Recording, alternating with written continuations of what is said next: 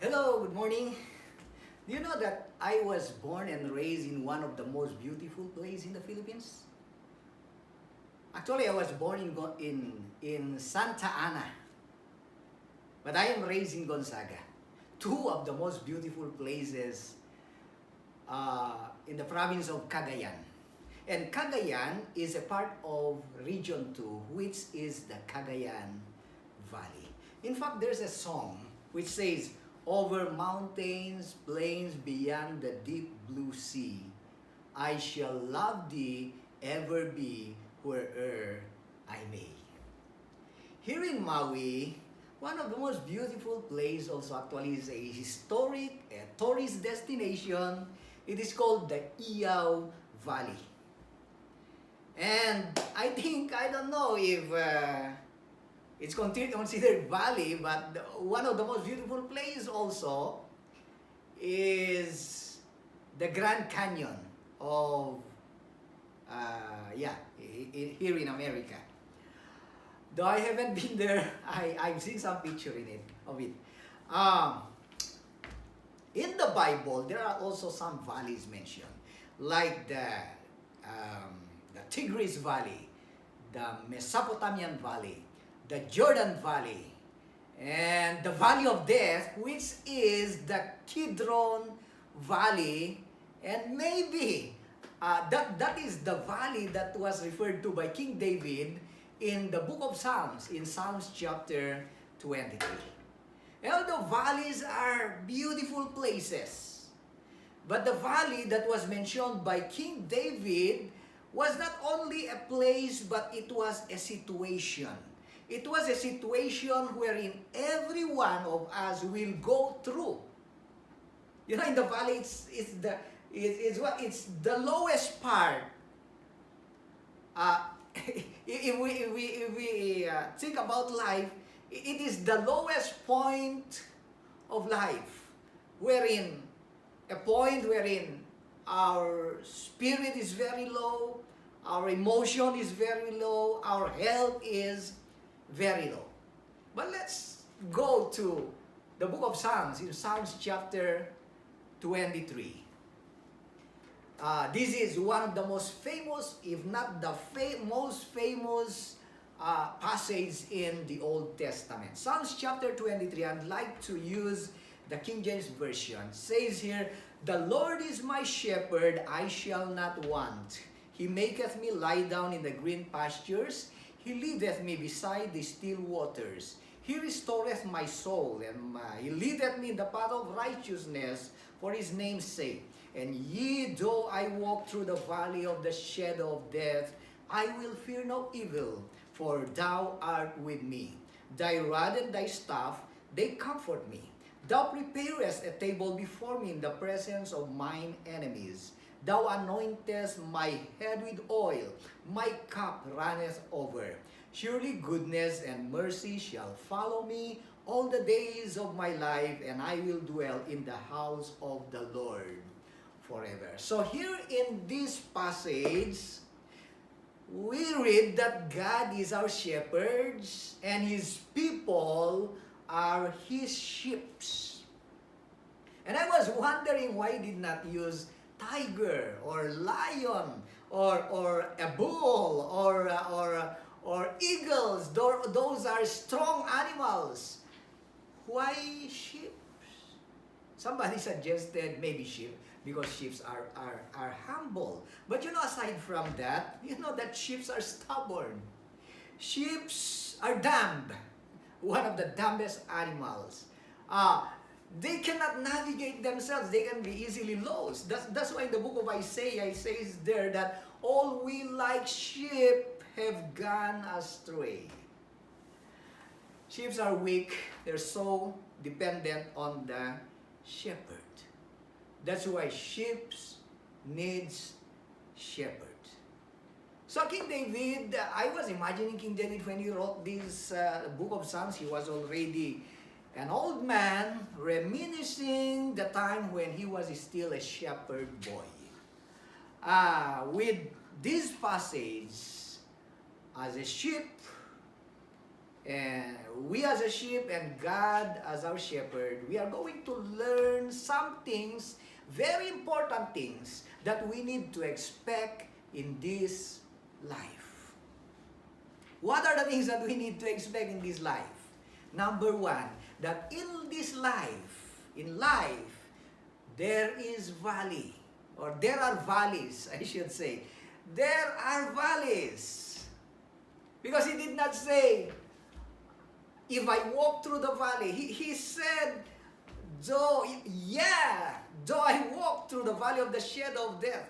Actually, in the other translation says, whenever I walk through the valley of the shadow of death. So in other words, it's not an option.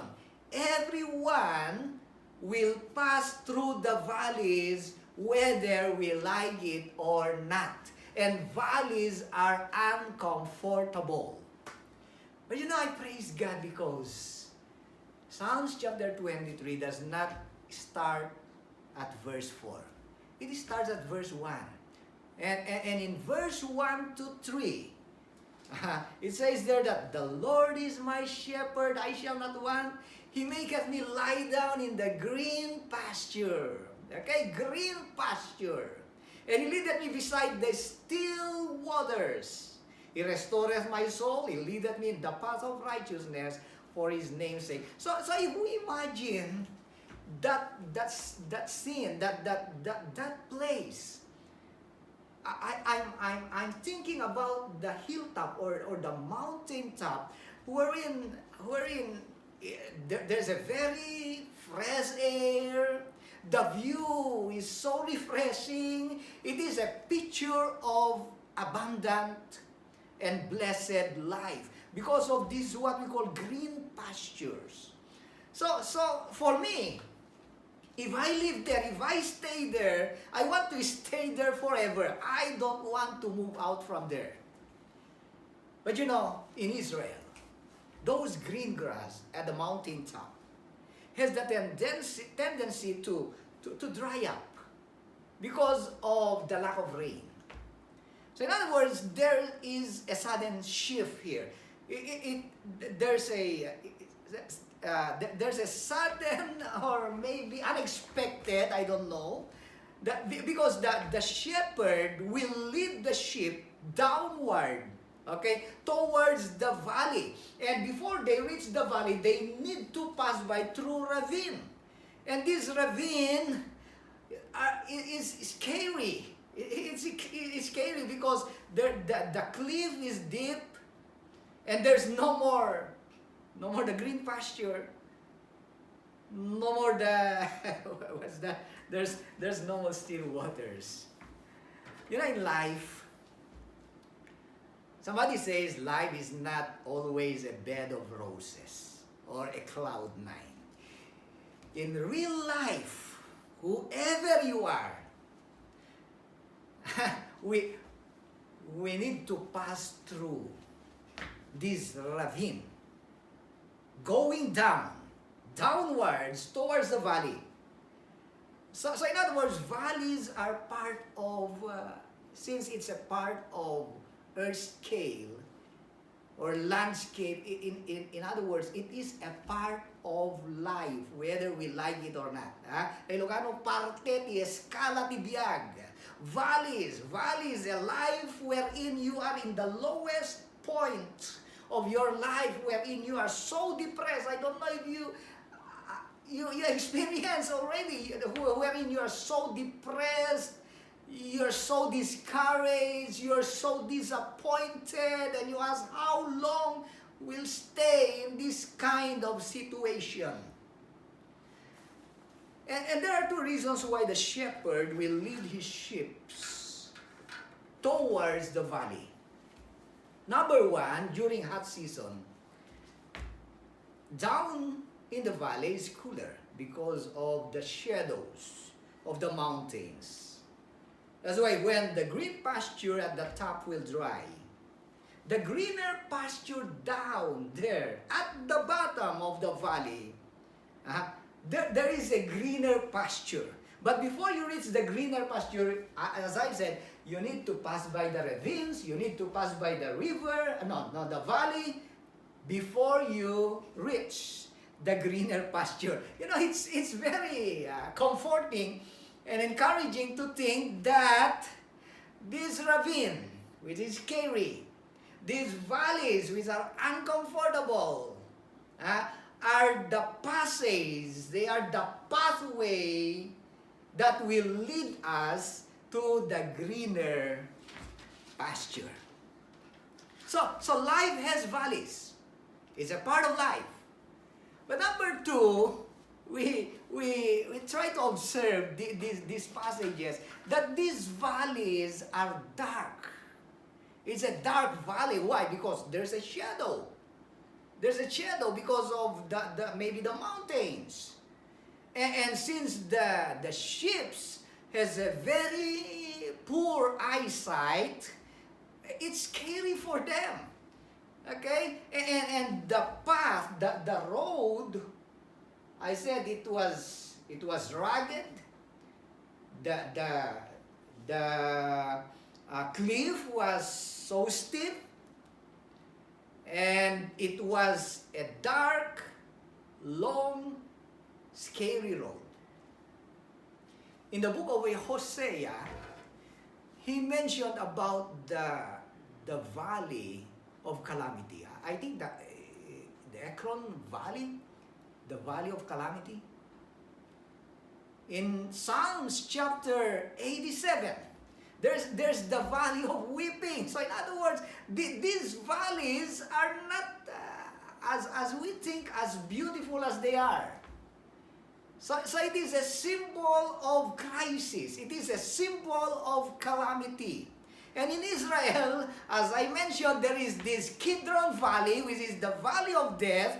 And maybe the reason why it was called the valley of death, because if you look around, everywhere are graves, because that is the place wherein they bury those poor people.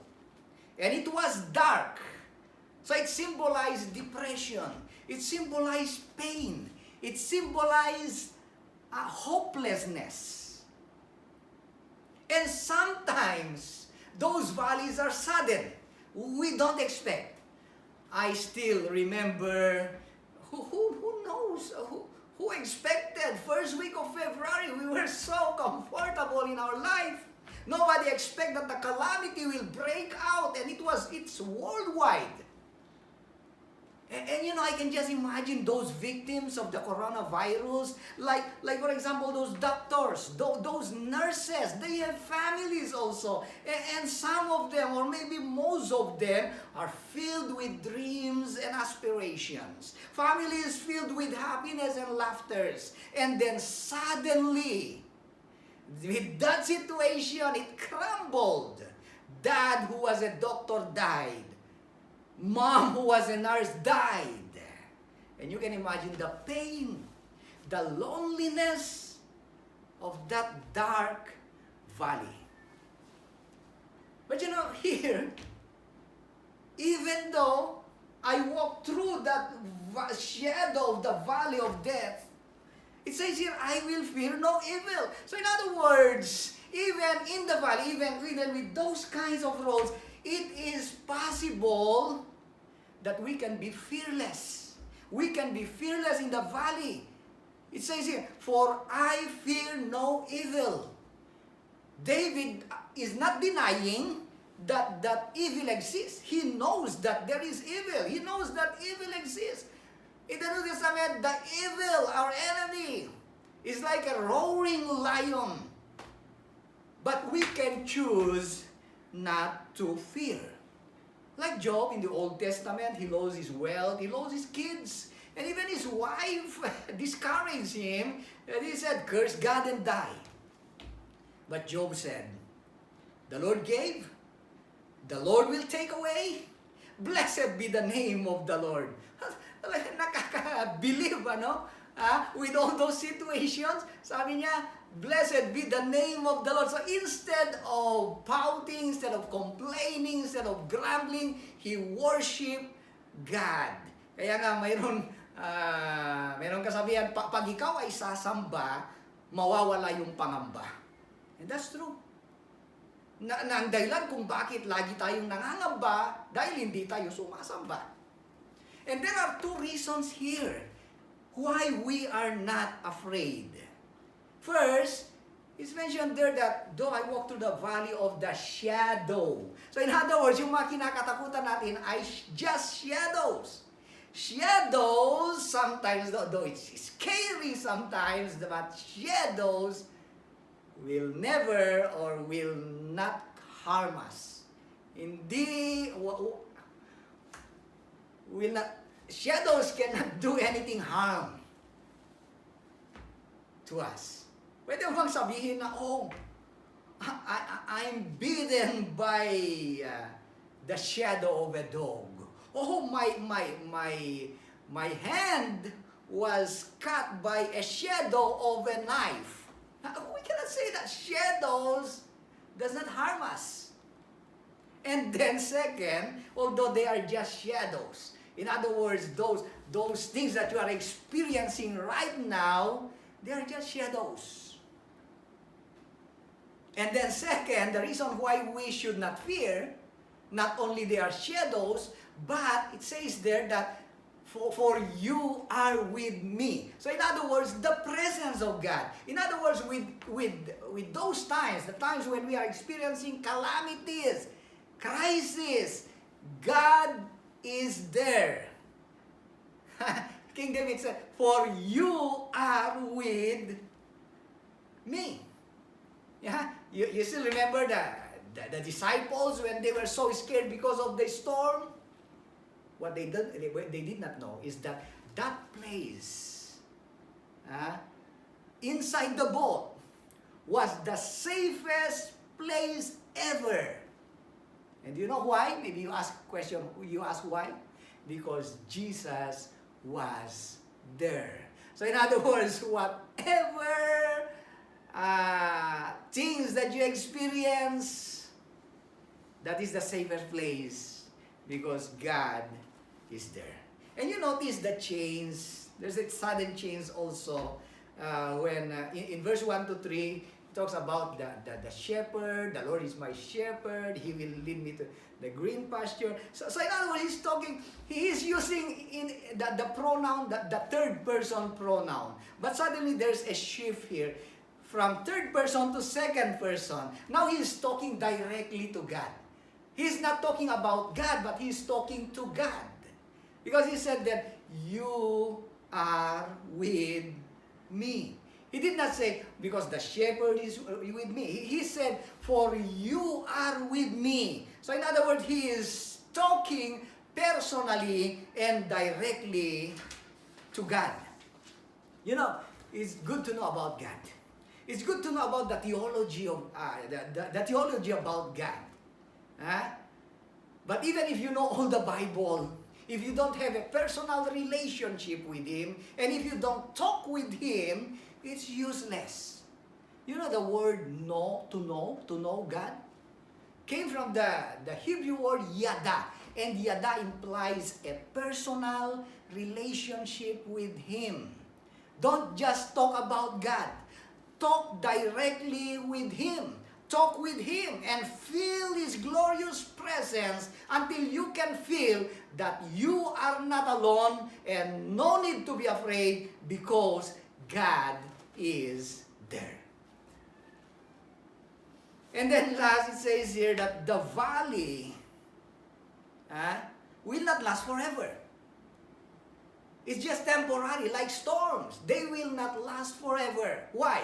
Because he said there, even though I walk through the valley of the shadow of death, he did not say that he will stay. He will just walk through the valley. He's not running. He's not.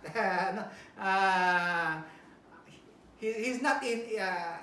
He's not in. He does not intend to run quickly so that these calamities will pass quickly. No, he walked through the valley of the shadow. It might be slow, but he's walking through. Talagang, ibig sabihin, he is slow but sure. Okay? So, going through the valley. You know, one of the old lady I heard who mentioned her favorite verse. He said, "What's your favorite verse?" And he said, "My favorite verse is, 'It will come to pass.'"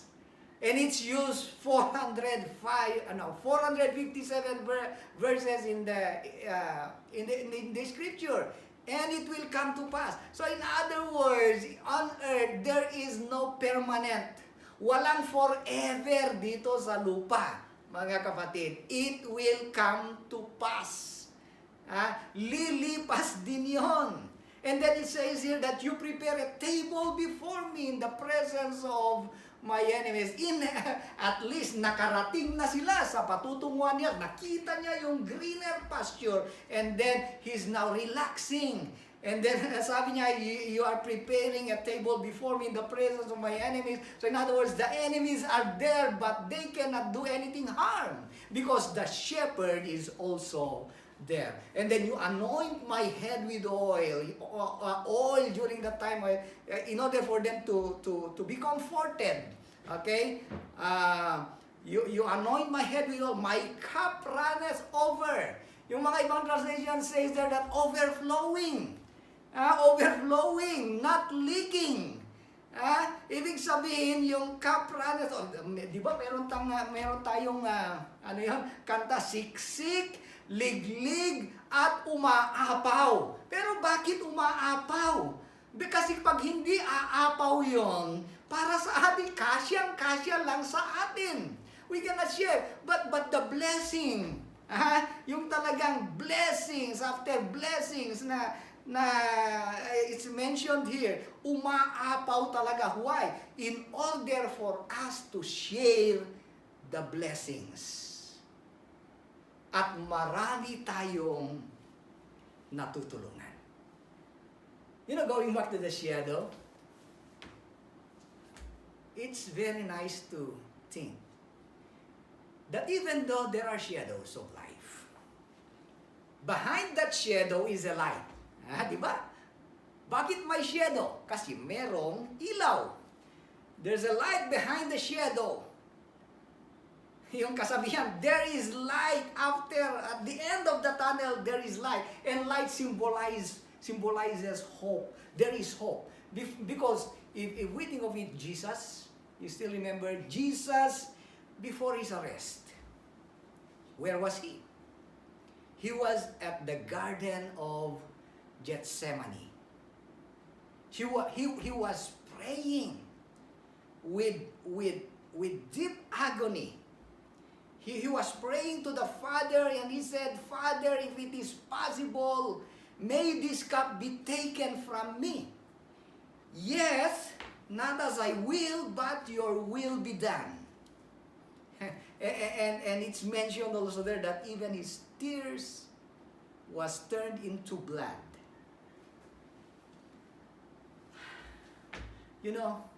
When I was thinking of that, where is Garden of Gethsemane? You know where?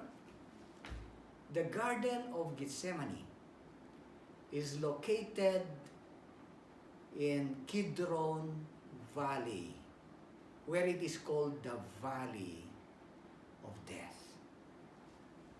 In other words, as if Jesus is saying, I was there. In other words, because I was there, I experienced what you experience. I know your pains. I know your sufferings. I know your difficulties. The crisis that you're facing right now, I know that. I was there. And there will come a time that there will be no more valleys, no more tears, no more pain.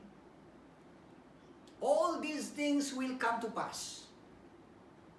When we enter into His glory, His eternal home, and there we can say, I will dwell in the house of the Lord forever.